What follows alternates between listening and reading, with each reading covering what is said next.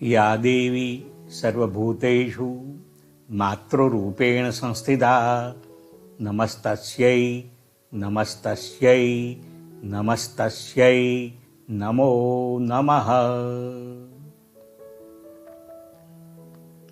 સર્વે મિત્રોને મારા સાદર નમસ્કાર.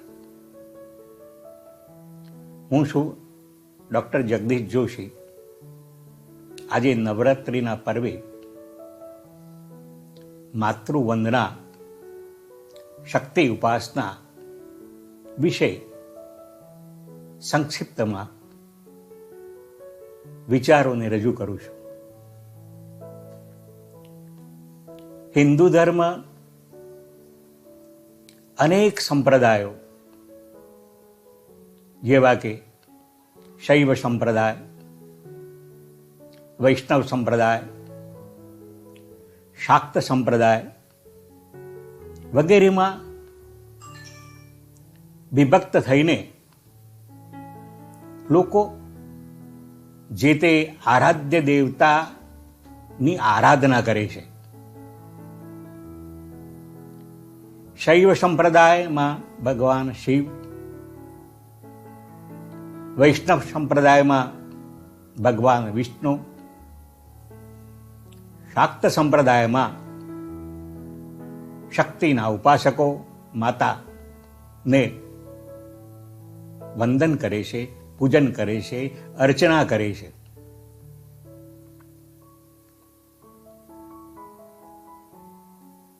વેદકાળથી લઈને આ શક્તિનું પૂજન અદ્યાવધિ અસ્ખલિત ધારામાં આગળ વધી રહ્યું છે. વેદોમાં ઉષા શાનકતા, ભારતી વગેરે તીસરો દેવી નું વર્ણન આવે છે. ઉમા, ભારતી, સરસ્વતી દેવીઓને વેદના ઋષિ નમસ્કાર કરે છે અને આરાધના કરે છે. ઉપનિષદ કાળમાં કેન ઉપનિષદમાં ઉમા હેમવતી દેવીનું વર્ણન છે. સુવર્ણમયી ઉમા સર્વે દેવોમાં સર્વોપરી છે. જ્યારે ઇન્દ્રાદિ દેવોમાં અનેક દેવોમાં થોડુંક અભિમાન આવ્યું, વિજયને કારણે થોડાક અભિમાની બન્યા, ત્યારે ઉમા હેમવતી પ્રગટ થયા અને એમને બોધ આપ્યો અને દેવોનું અભિમાન દૂર થયું. તો આ રીતે અનેક સંપ્રદાયો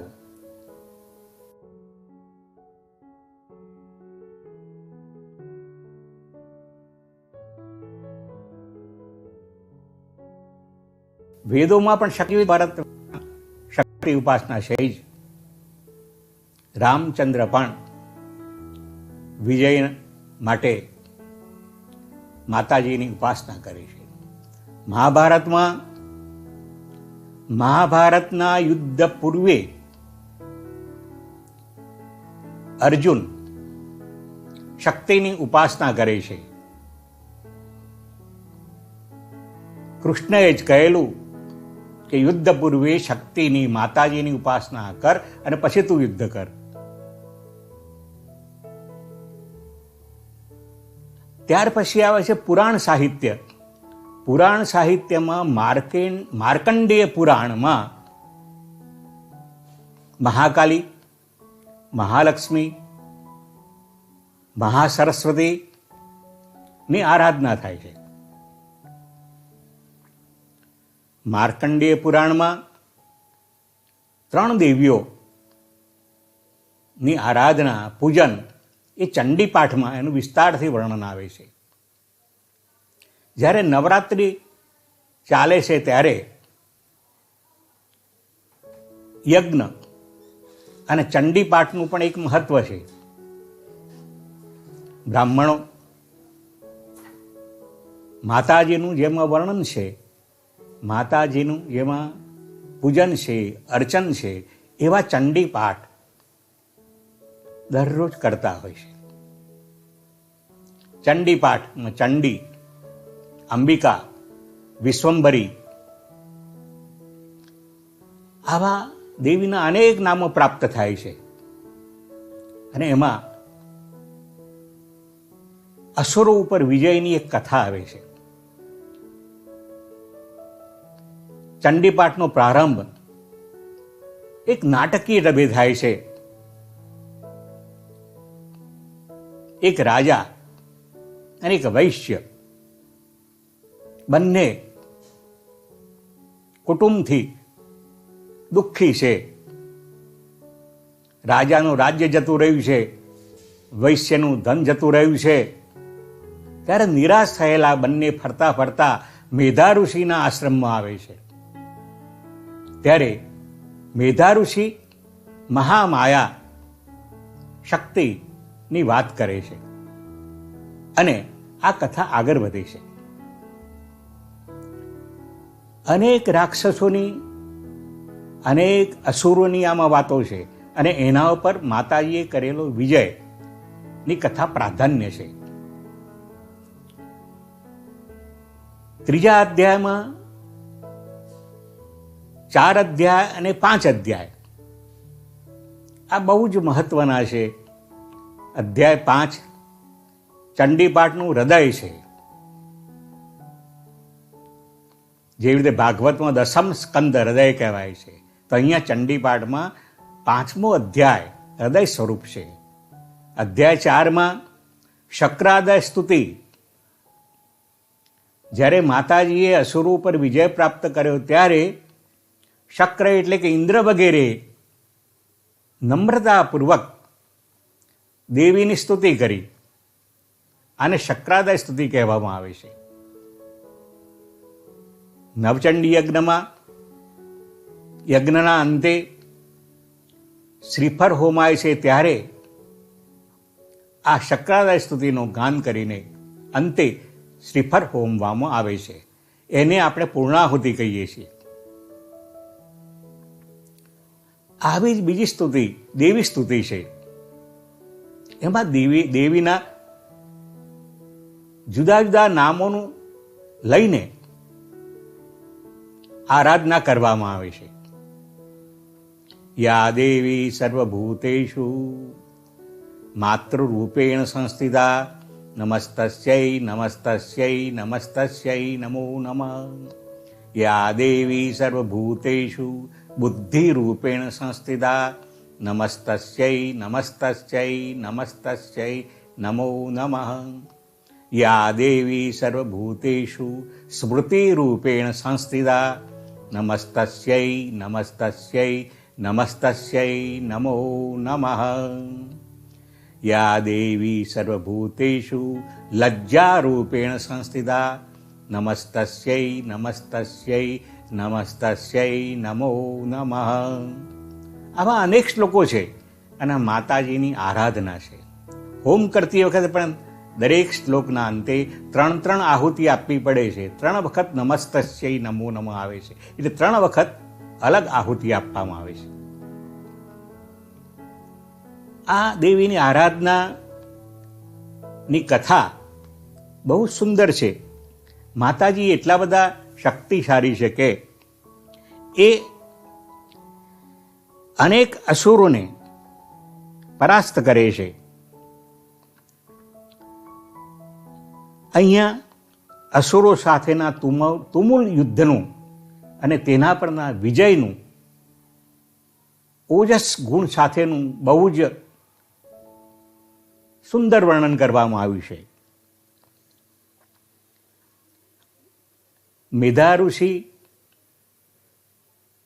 કથા અથવા તો બોધ સુરથ રાજા અને પેલા વૈશ્ય બંને સાંભળી રહ્યા છે. કથામાં મહિષાસુર વધની કથા પણ આવે છે. અસુરોનો રાજા મહિષાસુર એટલો બધો પરાક્રમી થઈ ગયો કે દેવોને ભાગી જવું પડ્યું. અને મૃત્યુલોકના માણસોની માફક એમને રહેવું પડ્યું. એટલે દેવોએ માતાજીને સ્તુતિ કરી અને વિવિધ દેવોએ એમને શસ્ત્રો પણ આપ્યા. શિવે શૂળ, વિષ્ણુ ભગવાને ચક્ર. આ રીતે દરેક દેવે કંઈક કંઈક આપ્યું. કોઈક દેવે વસ્ત્રો પણ આપ્યા, અલંકારો પણ આપ્યા. દેવી તેજસ્વી છે, જાણે કે સુવર્ણમય હોય એવા દેદીપ્યમાન છે. મહિષાસુર સાથે યુદ્ધ થાય છે ત્યારે માતાજી સહેજ પણ મચક આપતા નથી. શત્રુ એવો મહિષાસુર ઘડીકમાં પ્રાણીનું રૂપ લે છે, ઘડીકમાં સિંહનું રૂપ લે છે, ઘડીકમાં પુરુષનું રૂપ લે છે. આમ રૂપ બદલતો જ રહેશે એની માયાથી. પરંતુ અંબિકા સિંહની સવારી પર બેસીને બહુ જ પરાક્રમપૂર્વક શસ્ત્રો વડે એની સાથે યુદ્ધ કરે છે અને એને હણે છે. આને મહિષાસુરવધ નામનો પાઠ કહેવામાં આવે છે. અધ્યાયનું વર્ણન કરવામાં આવ્યું છે. મહિષાસુરના નાયકો ઘણા બધા છે. ઉદગ્ર છે, અસીલોમા છે, બાસ્કલ છે. બાસ્કલ તો એવો હતો કે 60 લાખ રથીઓથી યુદ્ધે ચડેલો. 60 લાખ રથીઓ, તો સમજી લો કે રથીઓને પાછા બીજા મદદ કરનાર રથ હોય અને એની પાસે સેના જુદી હોય તો કેટલા લાખ થાય એ આપણે કલ્પના કરી શકીએ એમ છીએ. આવા સૈનિકોને પરાસ્ત કરે છે. તો આ અધ્યાય આગળ વધે છે અને બીજા અસુરો જે છે, શુંભ નિશુંભ વગેરેના વધની કથા પણ અહીંયા ચંડીપાઠમાં આવે છે. ઇન્દ્ર વગેરે દેવો દેવીના વિજયની સ્તુતિ કરતા કહેશે કે હે માતાજી, તમે અમારું સંકટ તત્ક્ષણ દૂર કરો, અમને અભય પ્રદાન કરો. સ્તુતાસુરૈર પૂર્ણમભીષ્ટ સંશ્રયાત તથા સુરેન્દ્રેણ દિનેષુ સેવિતા કરોતુ શાનઃ શુભહેતુરીશ્વરી શુભાની ભદ્રાણી અભિહંતુ ચાપદ. શુભાની ભદ્રાણી, ભદ્ર એટલે કલ્યાણકારી અમે બનીએ અને આપદ અભિહંતો હો, અમારી આપત્તિ તમે દૂર કરો.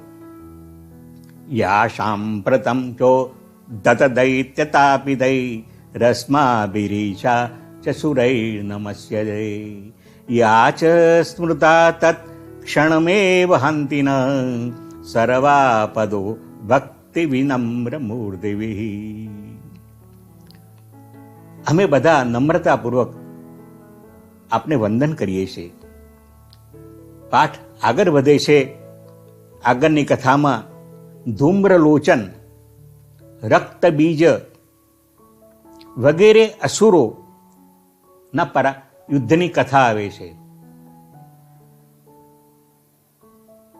એ જમાનામાં પણ નામ એવા સરસ પાડ્યા છે. એક અસુર એવો છે રક્તબીજ છે. માતાજી જ્યારે શસ્ત્ર ઉગામે છે, રક્તબીજમાં ઘા થાય છે અને લોહીનું એક બિંદુ ધરતી પર પડે છે અને એમાંથી અસુર ઉત્પન્ન થાય છે અને પાછા સામે આવી જાય છે. વધારે રક્તબિંદુઓ પડે તો અનેક અસુરો ઉત્પન્ન થાય છે અને આ બધા અસુરો દેવી પર હુમલો કરે છે. પરંતુ આ દેવી અંબિકા તમામનો વધ કરે છે. આ જ એમની એક વિશેષતા છે. તો આખો ચંડીપાઠ અનેક રીતે મહત્વનું બની જાય છે. સાહિત્યની દ્રષ્ટિએ જોઈએ તો અહીંયા મુખ્ય રસ વીર રસ છે. વીર રસની અભિવ્યક્તિ થાય છે એમ કહી શકાય. અન્ય રસો પણ છે કે જે વીર રસને વધારે બળવાન બનાવે છે. અને આ વીર રસની ધારામાં વાચક કે શ્રોતાગણ આગળ વધે છે. કવિએ આ રચના કરતી વખતે રસને અનુકૂળ એવી ભાષા પ્રયોજી છે. વીર રસ હોવાને કારણે એમાં સંધિ સમાસ વધારે છે. ક્યારેક જોડાક્ષરો અધિક છે, ક્યારેક ટ ઠ ડ કે ભાગ્યે જ પ્રયોજાતા હોય છે એવા અક્ષરો અહીં પ્રયોજાયા છે. અને એ સ્વાભાવિક છે, જ્યાં વીર રસ હોય ત્યારે આવી જ ભાષા હોય. એટલે પાઠ કરનારને પણ થોડીક પરીક્ષા થઈ જાય છે. આમાં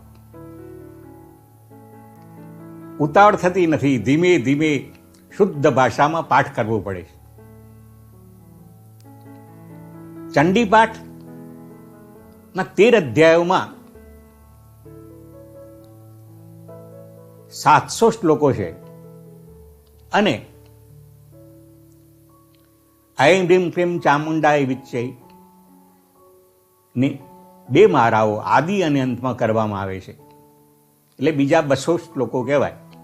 એટલે લગભગ 900 શ્લોકો આમાં છે. અન્ય તો જુદા. પાઠ કરનાર બહુ ધૈર્યવાન હોવો જોઈએ, ઉતાવળ નહીં. તો 800-900 શ્લોકોનો પાઠ કરવો બહુ અઘરું છે.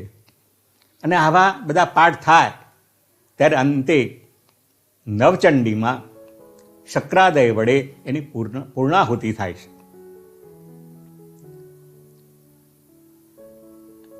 આધ્યાત્મિક દ્રષ્ટિએ જોઈએ તો અહીંયા માતૃવંદના છે. આપણા દેશમાં આદિકાળથી, છેક વેદકાળથી લઈને આજ સુધી માતૃવંદનાનું મહત્વ છે. મનુ ભગવાને પણ કહ્યું છે, યત્ર નાર્યસ્તુ પૂજ્યંતે રમંતે તત્ર દેવતા. જ્યાં સ્ત્રીઓને માન પ્રાપ્ત મળે છે, સ્ત્રીઓનું પૂજન થાય છે, ત્યાં તે ઘરમાં, તે કુટુંબમાં દેવીનો વાસ હોય છે અને તમામ બાબતે એ કુટુંબ પ્રગતિ કરતું હોય છે. માતૃભક્તિ, માતૃવંદનાની જ્યારે વાત કરીએ છીએ ત્યારે આપણી સમક્ષ રામકૃષ્ણ પરમહંસ,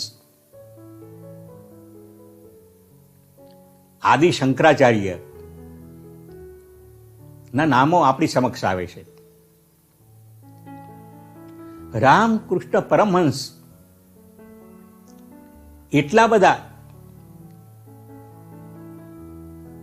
સરળ અને માતૃભક્ત આરાધક હતા કે પૈસાને પણ સ્પર્શ કરતા ન હતા.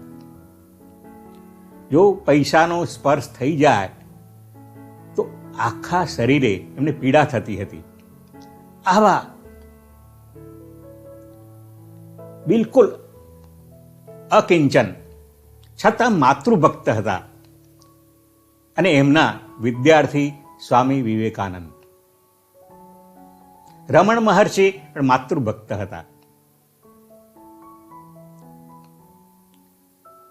ગરીબ એવા વિવેકાનંદે એમની ગરીબાઈની વાત કરી ત્યારે રામકૃષ્ણ પરમહંસે કહ્યું કે જા તો માતાજીની પાસે જા અને તારે જે જોઈતું હોય તે બધું માગી લે.